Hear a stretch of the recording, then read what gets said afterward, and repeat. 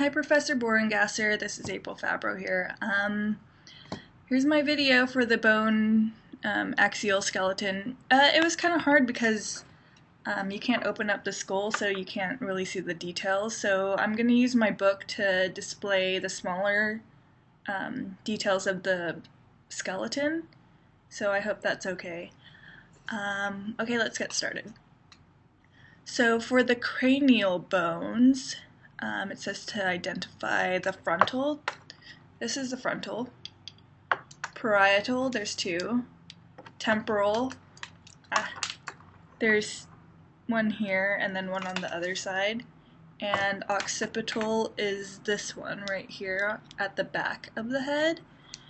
And let's see. The temporal mandibular joint is connected right here. This is that. And mastoid process is, it's hard to identify right here, is this one right here. Styloid process is this, well, you can't really see it on this, so I'll put my book up. Oh, this is heavy. So the styloid process is this right here. Can't really see it, but this little tiny thing right here, styloid process, and the acoustic meatus is this. It should be this little hole behind or by the temporal bone, and the squamous part, the squamous suture, is the one that connects the parietal, occipital, and temporal. Can't really see it, but it's this little suture that connects the bone. And let's see, the petrous part of the temporal bone. Oh, that's inside. You won't see it on the outside of my skeleton, so I have to show you on my book. Let's see. Page 205. It's right here. Those little holes right there on the inside. And internal acoustic meatus transmits cranial nerves through the opening. And let's see.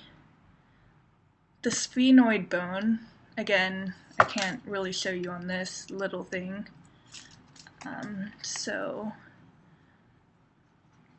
I identified it through my book.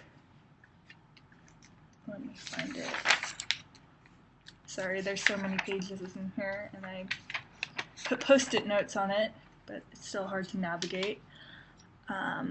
Let's see.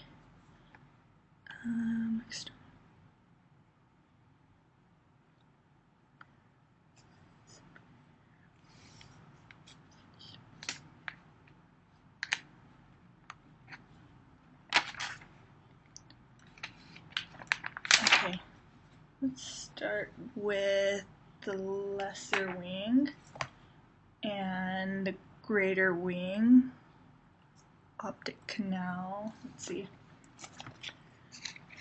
So here, this is a little bit difficult. But the lesser wing is this little area right here on the side. Greater wing is this area.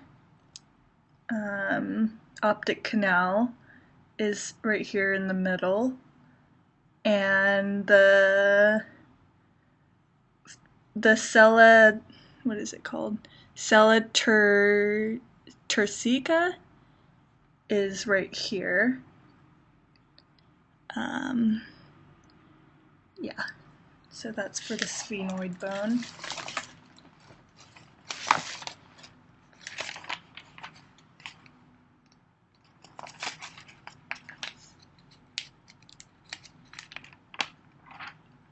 Okay, moving on. The ethmoid.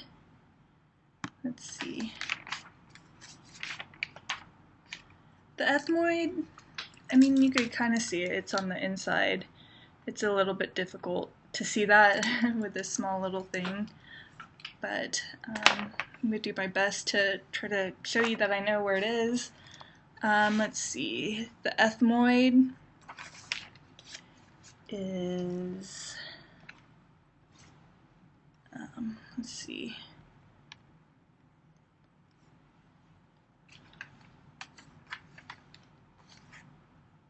Let's see.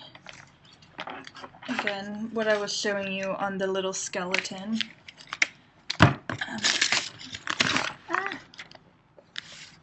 So the ethmoid is right here on the inside of the nose. And the Christie Golly 207. So this is a superior view of the skull, and see right here is what it's asking me to identify. The Christie Golly or Christa Golly and the cribriform. Let's see.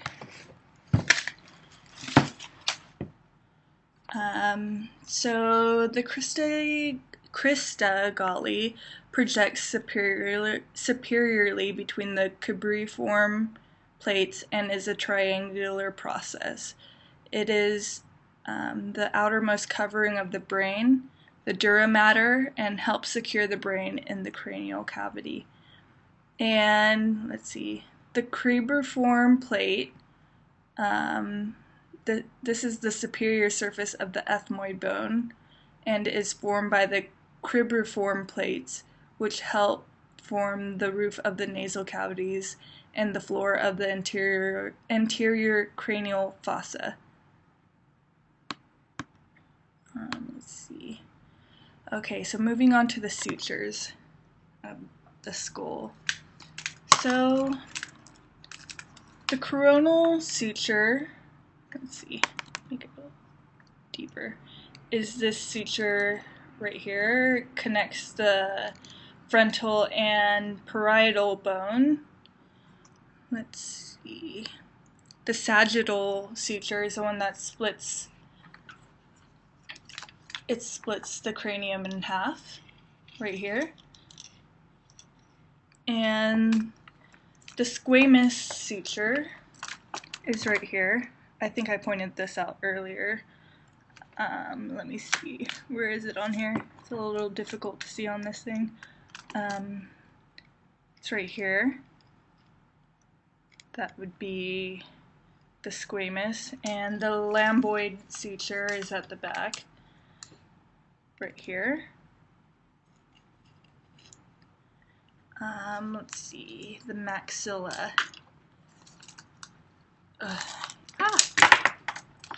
The maxilla is here, the top part, where a mustache is, pretty much. And the zygomatic is right here. This is the zygomatic. And this is the zygomatic process. It's connected to the temporal bone that makes the zygomatic arch. Let's see. The vomer, well, you could kind of see that right here. It's this little split between the nose, the bottom one, and the ethmoid bone is the top. Well, that's part of it, but I mean, it's a little bit more complex than that. Let's see. The mandible. Okay. So we'll do a combination of the book and the skull. So the body of the mandible is right here at the bottom. This is the body of the mandible. And the mandibular angle is where this part curves up into an angle. Mandibular angle right here. And the ramus is after the angle. It's up here.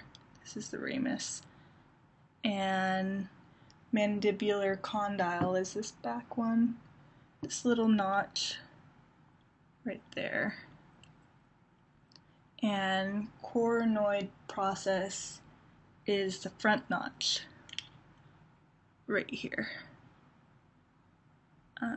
Yeah. Let's see. Okay, so we'll go on to the vertebral column.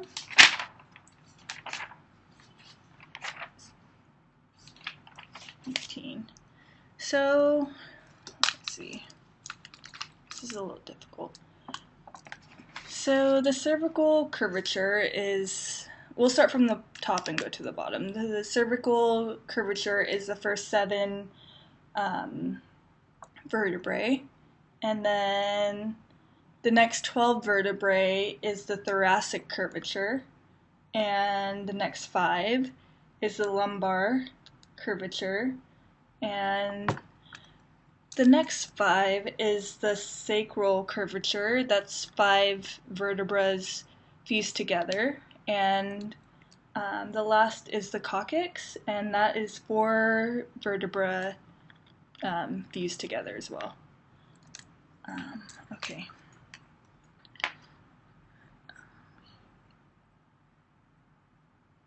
The spinous processes, that is, I'm sorry. The spinous process is this part sticking out. Like when you feel your spine in your back, that's what you're feeling, is the spinous process. And the transverse ones are these ones that stick out on the side. Intervertebral foramen.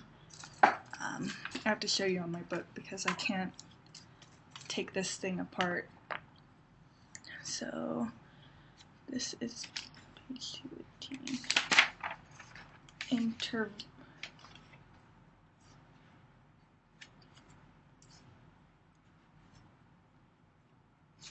So that is the little hole right here